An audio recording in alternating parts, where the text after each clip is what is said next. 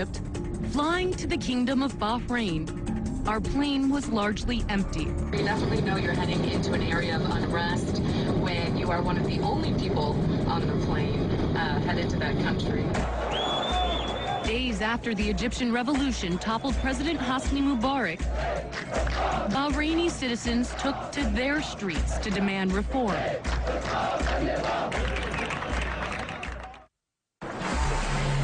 Bahrain has been ruled by the Al Khalifa family, which is Sunni, for over 2 centuries. The largely Shia population has long complained of discrimination. Most of the population attended the protests. The Crown Prince went on TV calling for dialogue.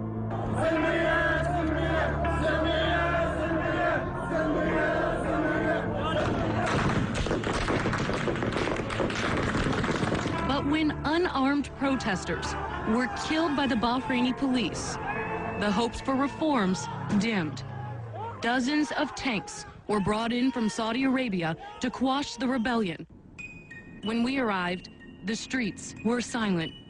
We've come across a lot of military checkpoints just driving around here, and you see the guys standing there with their guns, and they're all wearing masks covering their face. Even more disturbing, many of the people we came to Bahrain to see had been arrested or gone into hiding. Hello, this is Abdul Imam. I'm the creator and founder of Bahrain Online. Ali Abdul Imam's website, Bahrain Online, was a virtual coffee shop where Bahrainis could openly discuss politics and the events of the day, until it was censored. Just days before we got here, Ali, the father of 3 young children, disappeared. He's a very loving person, respected person in society. Nabil Rajab is a close friend of Ali Abdul Imam.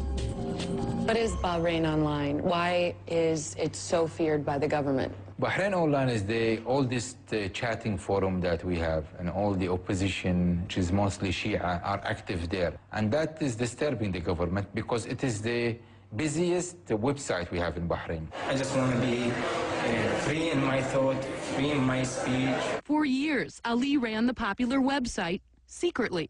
Everybody thought it is an engine where many people controlling it. It's only one guy. For many years, nobody knows who is the guy behind it. Unfortunately, he paid a lot of price for this activism. He lost his job. Ali was an engineer for Gulf Air, the government-owned airline. In September 2010, he was arrested for spreading, quote, false information. And I told him just to wait for me, half an hour, I'll call you back and I'll get a lawyer to go with you. I called him half an hour, he did not reply. From that moment, he disappeared. The message went out across the blogosphere. Free Ali Abdul Imam. When the protesters took to the streets on February 14th, this was one of their demands. And the royal family listened. The moment he got out of the prison, he joined the protest again. It didn't deter him? No, it did not. I mean, I was surprised. Those people who came out, they were tortured very badly. And all of them, you could see the mark of torture in their bodies 6 months later. This revolution is coming from the internet. Ali spoke about the torture to Al Jazeera. The faylaqa, which is the hardest thing, they put something under your leg, and then they just tied your legs. Then they put handcuff in your hand, and your hand should be like here. Then they put you like this, and my face should be like this, and they hit you in your feet and legs. We asked Bahrain's foreign minister about Ali. We had planned to interview him, and we saw online that he had gone missing and security forces had raided his home overnight a couple weeks ago. Why were security forces trying to arrest Ali Abdul Imam? I'm not sure whether he's one of the arrested or not, but if he was arrested, there must be something against him, because this is not the first time he got arrested. Hundreds of people have been arrested in Bahrain, many of them professionals, lawyers, teachers, journalists. 5 of them died in police custody. Their bodies showed signs of brutal torture. On May 5th, the government charged Ali and 20 others with organizing, quote, a terrorist group, attempting to, quote, overthrow the government by force. But they've provided no evidence. Nabil Rajab is also the president of the Bahrain Center for Human Rights, which has been using social media to document abuses. He says all human rights defenders are targets. My house was raided a few nights ago. What happened when the police came and raided your house? It's not police, it's around 25 masked men entered my house. They just took me to the bedroom, handcuffed me in front of my daughter, and started searching the house. And what did you do when your dad was taken away? What did you do online? Facebook. You went right to Facebook and told everyone that your dad had been taken away? Yeah. We should go inside because they're obviously looking at this house. When we return, our own run-in with Bahrain's masked men.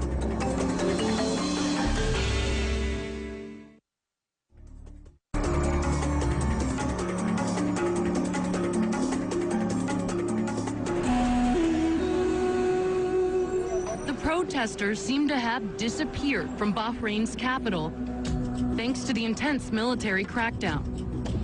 We ventured into another side of Bahrain, a side the government didn't want the world to see, to find out where they've gone. We drove to the Shia villages, passing military checkpoints as we left the capital.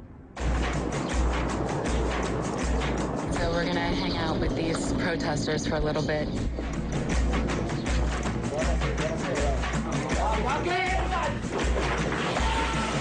This is what the protests look like today. Young boys who've been hit with tear gas. We smelled it ourselves. My eyes are burning. It feels like I shot a lemon to my eyes. And you can feel it in your throat right now. It's hard to breathe. We're just a short drive from the naval base of the United States Fifth Fleet. Human rights advocate Nabil Rajab is our guide. So this is the tear gas that they've been using? It's 3 pieces of tear gas comes from here. And These are them? No, this is another thing, either for the rubber bullet or for the tear gas, a different type of tear gas. The neighborhood looks like a war zone. People spray painted the names of the martyrs on the walls, but then it's been covered up with this white paint by the government. I mean, it's everywhere. We don't want to see killing in our country. Online, advocates like Rajab say security forces have been shooting into neighborhoods with birdshot every day, striking unarmed civilians. They've been documenting the wounds on Facebook. And he said already I removed around 40 from my body in the hospital. This is birdshot. He says that the police have been using this to shoot them. They're just little pellets they get in the body. Look what something that small can do. You see where he has them all over? They shoot it from very close distance. That's why it's been killing people. And this one, you can, with one shot, you can hit 20, 30 people at once. Here you can feel where some of the pellets are still in his body. Still in his body because he's too scared to return to the hospital after the military took it over last month. So he got out of the hospital bed and ran away. Yeah, because he was afraid. Doctors and human rights organizations accuse security forces of using hospitals to identify, capture, and torture protesters. Oh my God, what happened to him? Sound bomb. A sound bomb? Yeah. That's what he calls a flashbang grenade. You have people wounded every day and you don't know how to deal with them. You don't know where to take them. Doctors are getting beaten, tortured inside the hospital. Nurses getting arrested and beaten. But Bahrain's foreign minister denies the government is attacking or torturing anyone. The police would not walk into a neighborhood and start shooting people. So they're not shooting into the neighborhoods right now? No, no, no. They won't go and attack a neighborhood unless they are looking for someone. The protesters can't compete with the government's weapons, but they still have the internet. Can you raise your hand if you have a Facebook account? 1, 2, 3, 4, 5, 6. Our gun is Facebook. 100%. Everything's happening in all country. It's by Facebook. As we traveled through the villages, the skies were often patrolled by helicopters. When we reached Rajab's home, suddenly, half a dozen military and police vehicles surrounded us. What are they doing? About 20 men wearing black ski masks, some in civilian clothing, pointed machine guns at us. They forced us to get on the ground at gunpoint. They erased all the video they found.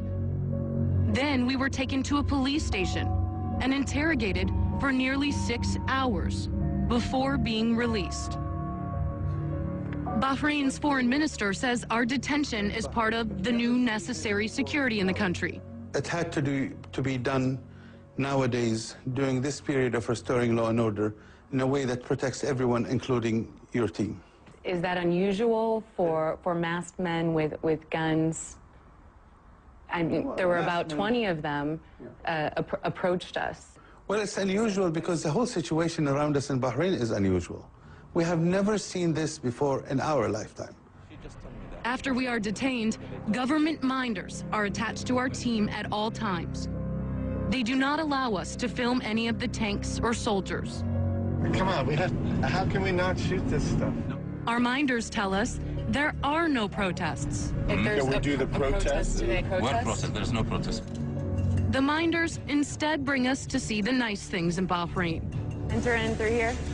They take us to see the mall. So we're, I guess, going to go shopping.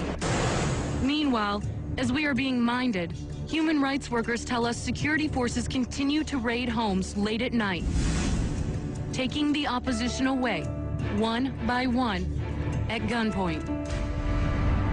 And Ali Abdul Imam is still missing.